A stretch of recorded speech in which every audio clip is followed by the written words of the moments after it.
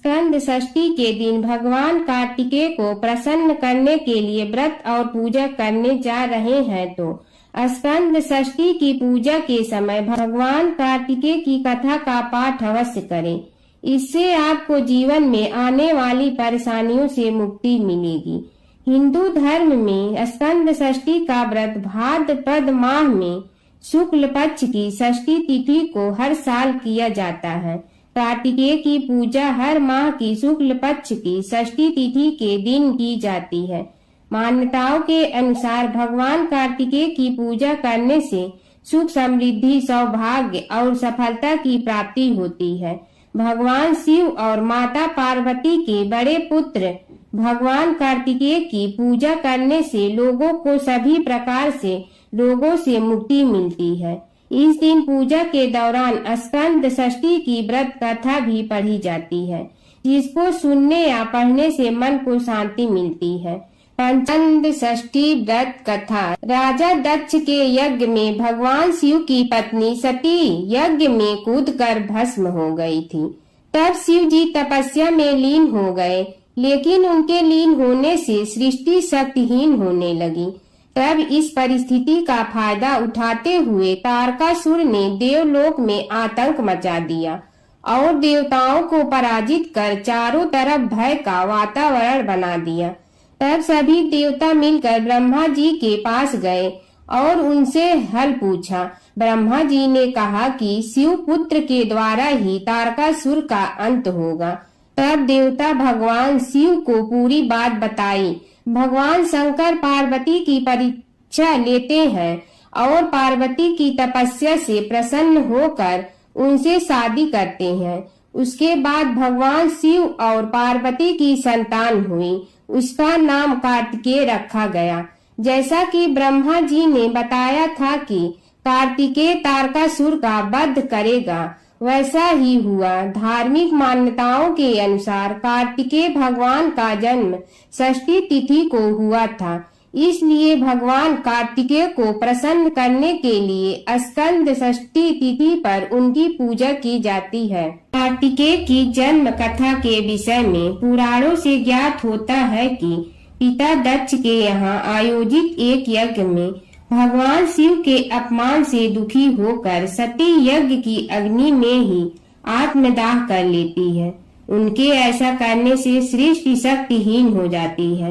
तब दैत्यों का अत्याचार और आतंक फैल जाता है और देवताओं को पराजय का सामना करना पड़ता है, जिस कारण सभी देवता भगवान ब्रह्मा के पास पहुँचते हैं और अपनी रक्षार्थ उनसे प्रार्थना करते हैं। ब्रह्मा उनके दुख को जानकर उनसे कहते हैं कि तारक का अंत भगवान शिव के पुत्र द्वारा ही संभव है, परंतु सती के अंत के पश्चात भगवान शिव गहन साधना में लीन हुए रहते हैं।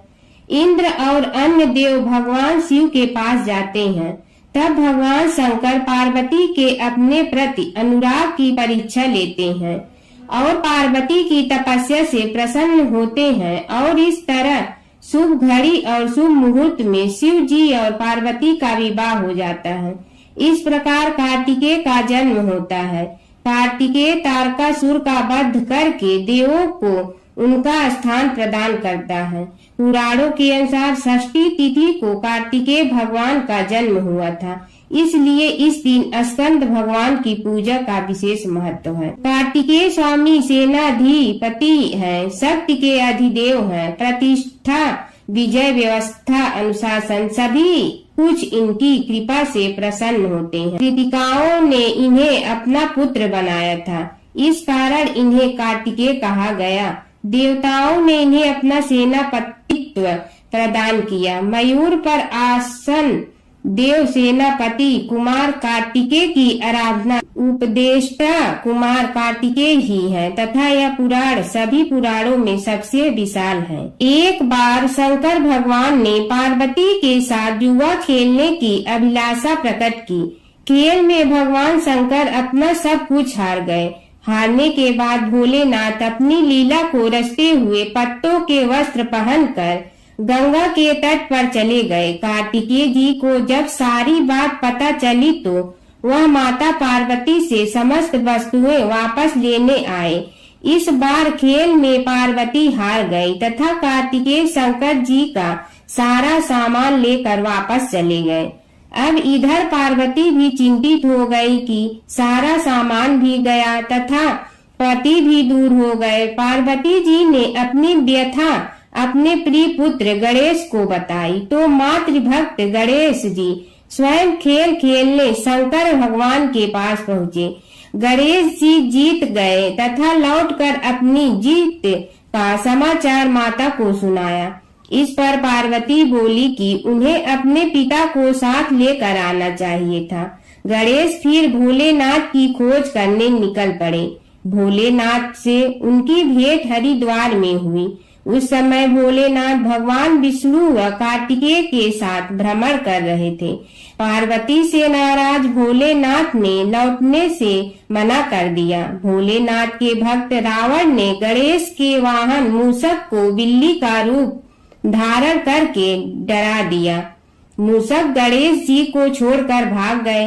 इधर भगवान विष्णु ने भोलेनाथ की इच्छा से पासा का रूप धारण कर लिया। गणेश जी ने माता के उदास होने की बात भोलेनाथ को कह सुनाई। इस पर भोलेनाथ बोले कि हमने नया पासा बनवाया है। अगर तुम्हारी माता पुनः खेल खेलने को सहमत हो तो मैं वापस चल सकता हूँ। गणेश जी के आश्वासन पर भोलेनाथ वापस पार्वती के पास पहुँचे तथा खेल खेलने को कहा। इस पर पार्वती हंस पड़ी। वह बोली, अभी पास क्या चीज है जिससे खेल खेला जाए। यह सुनकर भोलेनाथ चुप हो गए। इस पर नारद ने अपनी बीड़ा आदि सामग्री उन्हें दी। इस खेल में भोलेनाथ हर बार जीतने लगे। एक दो पासे फेंकने के बाद गणेश जी समझ गए तथा उन्होंने भगवान विष्णु के पासा रूप धारण करने का रहस्य माता पार्वती को बता दिया। सारी बात सुनकर माता पार्वती जी को क्रोध आ गया। रावण ने माता को समझाने का प्रयास किया पर उनका क्रोध शांत नहीं हुआ तथा क्रोधवश उन्होंने भोलेनाथ को शाप दे दिया कि गंगा की धारा का बोझ उनके सिर पर रहेगा। नारद को कभी एक स्थान पर न टिकने का अभिशाप मिला। भगवान विष्णु को श्राप दिया कि यही रावण तुम्हारा शत्रु होगा तथा रावण को श्राप दिया कि विष्णु ही तुम्हारा विनाश करेगा। कार्तिकेय को भी माता पार्वती ने कभी जवान न होने का श्राप दिया। पार्वती का वरदान। इस पर सर्वजन चिंतित हो उठे। तब नारद जी ने अपनी विनोदपूर्ण बातों से माता का क्रोध शांत किया तो माता ने उन्हें वरदान मांगने को कहा। नारद जी बोले कि आप सभी को वरदान दें तभी मैं वरदान लूंगा। पार्वती जी सहमत हो गयी। तब शंकर ने कार्तिकेय शुक्ल के दिन जुए में विजयी रहने वाले को वर्ष भर विजयी बनाने का वरदान मांगा। भगवान विष्णु ने अपने प्रत्येक छोटे बड़े कार्य में सफलता का वर मांगा परंतु कार्तिकेय ने सदा बालक रहने का ही वर मांगा तथा कहा, मुझे विषय वासना का संसर्ग न हो तथा सदा भगवान स्मरण में लीन रहूं। अंत में नारद जी ने देवर्षि होने का वरदान मांगा। माता पार्वती ने रावण को समस्त वेदों की सुविस्तृत व्याख्या देते हुए सबके लिए तथास्तु कहा।